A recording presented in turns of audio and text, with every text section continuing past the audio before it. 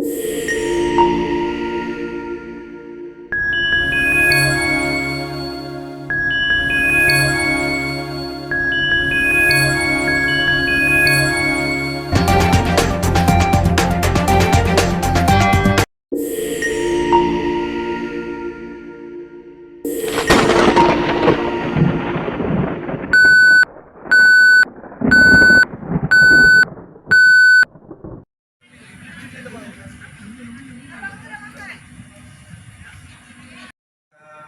itu di luar non akademik. Jadi untuk ruang ramah anak, sekolah ramah anak, dan masjid ramah anak. Izin ayah bunda sebelumnya.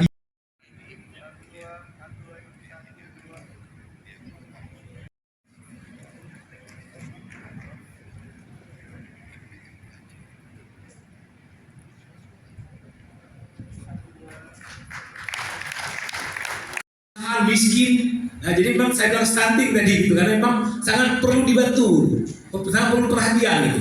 Jadi sekali lagi saya mohon ada masukan untuk bantuan dana hibah. Yang kedua, saya mendengar tadi dari Bappenas itu ada bantuan rumah sampai pada pemerintah.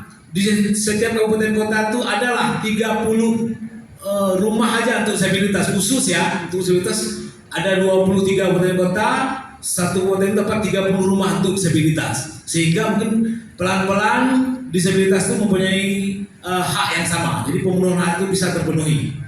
Jadi mungkin itu aja. Terima kasih. Assalamualaikum warahmatullahi wabarakatuh.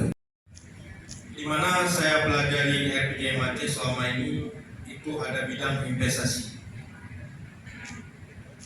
Di mana ekonomi global hari ini adalah sangat maju sudah.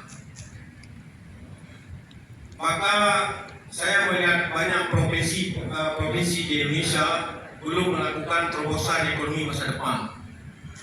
Artinya Aceh punya peluang untuk menciptakan peradaban ekonomi masa depan semua orang Aceh yang ada di luar negeri dan di luar kota dan di Aceh sendiri.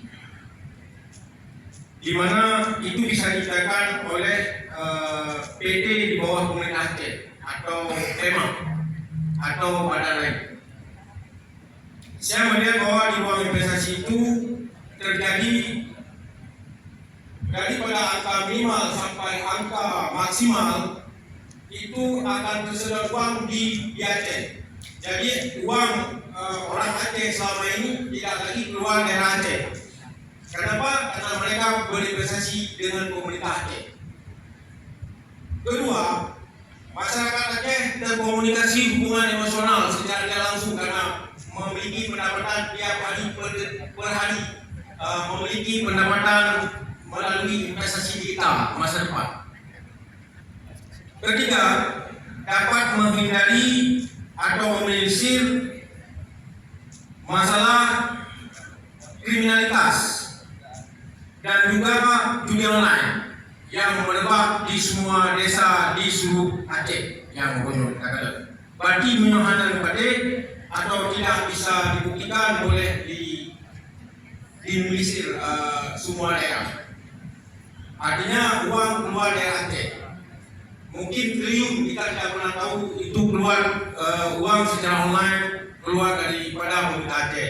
Nah, dengan menciptakan suatu terobosan masa depan ekonomi masyarakat Aceh dengan bisa berinvestasi siapapun dia, apapun status pekerjaannya, jadi bisa menghasilkan income yang mencukupi setiap masyarakat Aceh.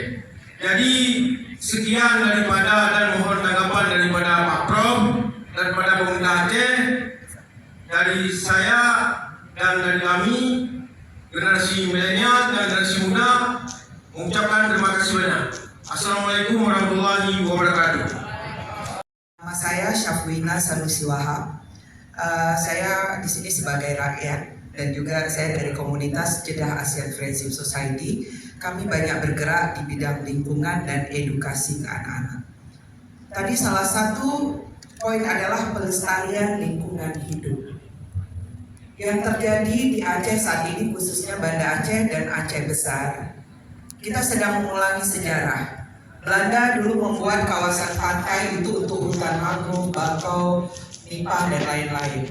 Tapi sekarang pohon-pohon mangrove itu di kawasan Tibang dan sekitarnya dibabat dijadikan perumahan. Memang rakyat butuh banyak ruang, tapi kita sedang menghancurkan benteng alam. Kita sedang mengulangi bencana. Tsunami mungkin tidak datang sekarang, tapi hal itu mohon perhatian dari pemerintah. Kami berapa kali menanam mangrove ribuan, tapi kemudian dengan mudah orang memotongnya, ya dengan alasan mungkin mangrove itu secara ini tidak secara ekonomis mungkin tidak, tapi untuk masa depan kita itu sangat penting. Kemudian isu lingkungan, pelestarian lingkungan yang sesuai dengan adat. Kita mulai dari acara-acara pemerintah. Pemerintah daerah patut mencontoh Universitas Syah Kuala yang sudah tidak menggunakan lagi gelas plastik. Sudah saatnya mewajibkan semua yang datang membawa tempat air sendiri.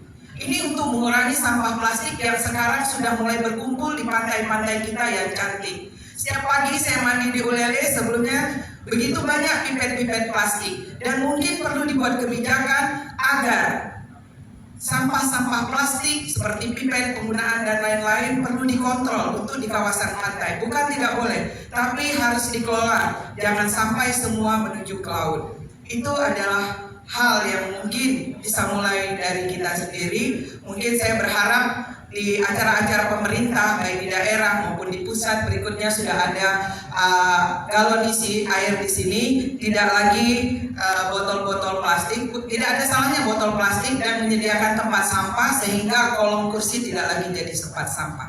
Terima kasih. Assalamualaikum warahmatullahi wabarakatuh.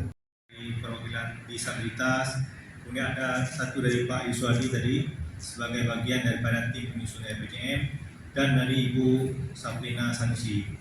Jadi pertanyaannya beragam, ada yang mengenai infrastruktur, ya, ada mengenai lingkungan, ada mengenai kekurangan bantuan terhadap disabilitas dan juga ada untuk untuk infrastruktur untuk ramah anak, pendidikan anak.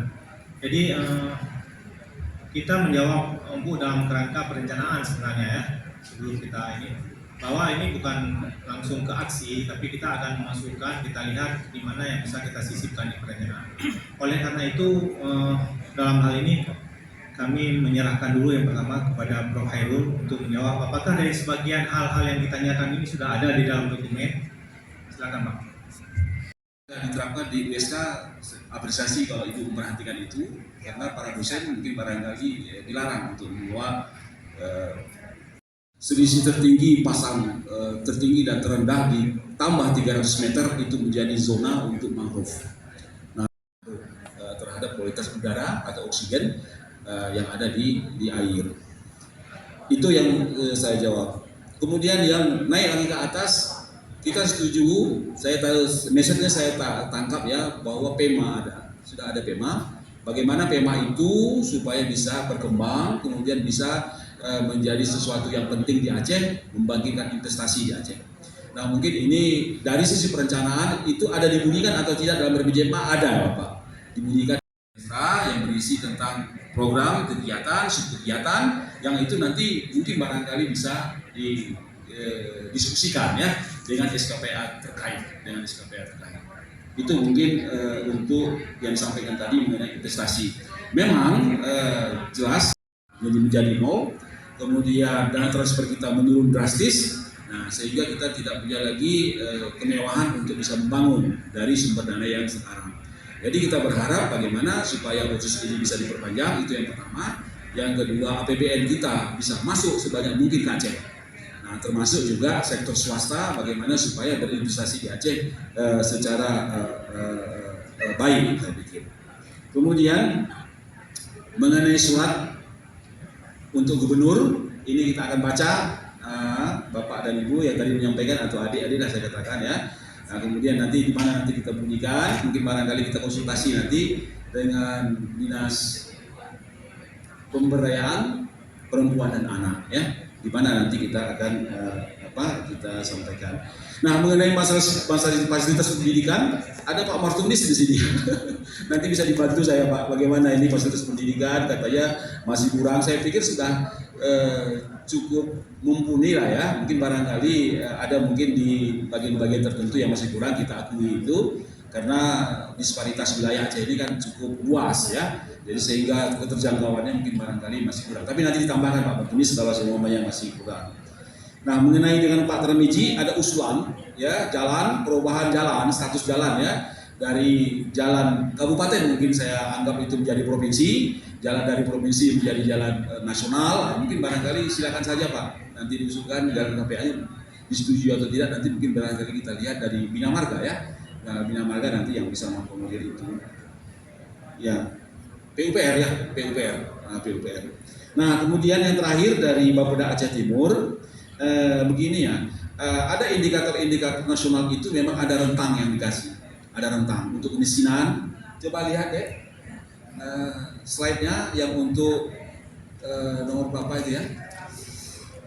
Ada yang sebenarnya rentang ini mungkin barangkali ketidakoptimisan kita ya untuk mencapai pada poin itu, sehingga dibuat rentang. Nah, misalnya kalau kemiskinan kita diharapkan turun 6,39 sampai 7,39 oleh nasional, kita mencapai di 7,39, dia paling atas sudah masuk kategori yang diamanahkan. Tapi kalau kita belum buat dalam bentuk poin, nah itu mungkin barangkali agak susah untuk mencapainya. Nah, terakhir dari sisi pengembangan wilayah, saya yakin ya bahwa RT/RW sudah kita acu, Pak. RT/RW sudah kita acu, termasuk juga RT/RW nasional ya, untuk pengembangan Aceh ini secara keseluruhan. Dalam RPJM ini tentunya itu menjadi kunci juga untuk bisa kita membangun. Jadi secara regional RT/RW itu harus kita acu ya di dalam RPJM ini. Nah, nanti mungkin barangkali bagaimana potensi-potensi kabupaten kota, nah itu harus dilihat secara baik ya. Misalnya kita juga sudah membuat ada perencanaan bagaimana pengembangan dataran tinggi Gayo Alas DTGA. Kemudian juga ada lagi dataran tinggi, ada apa tuh? Tatim Laga itu Aceh Tamiang, Aceh Timur, kemudian Langsa ya. Nah, itu juga merupakan pengembangan untuk di wilayah timur. Dan itu perencanaannya sudah ada, cuma sekarang implementasinya mungkin barangkali ke depan harus kita kawal secara bersama. Termasuk pengembangan untuk pariwisata dataran tinggi Gayo Alas ya. Itu juga sudah ada perencanaannya, mungkin implementasinya yang harus kita kawal secara bersama. Saya pikir itu yang bisa saya sampaikan. Yang lainnya, kalau itu menjadi masukan, kita siap untuk menampung dan kemudian kita baca lagi nanti kembali secara bersama-sama. Kalau memang itu bisa masuk, mungkin barangkali nanti kita masukkan ke dalam RPJM-nya.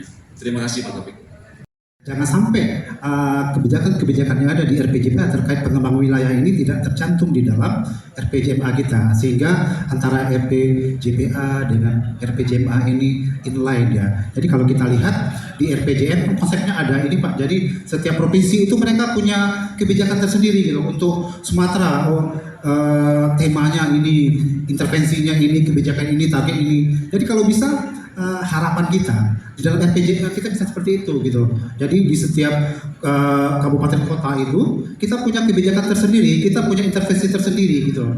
Jadi itu bisa menjadi acuan bagi kabupaten kota di dalam menyusun RPJMA-nya, sehingga memang antara RPJMD kabupaten kota dengan RPJMA kita itu jadi selaras seperti itu. Jadi saling mensupport. Karena kalau kita lihat pun di dalam beberapa pertemuan yang lalu dengan Bappenas dan Kemendagri, keselarasan antara RPJMN dan RPJMD bukan hanya terkait dengan indikator makro, tapi juga terkait dengan program-program prioritas yang mendukung PSN gitu loh. Itu harus muncul juga di dalam RPJMA kita. Nah, seperti itu terkait dengan pengembangan wilayah. Kemudian juga terkait dengan target yang dalam rentang waktu kita beberapa minggu yang lalu kita sudah melaksanakan rakortek. Jadi kita di sini sudah membahas target-target indikator makro untuk masing-masing kabupaten kota. Biasanya kita tidak lakukan Bapak Ibu. Tapi untuk tahun ini untuk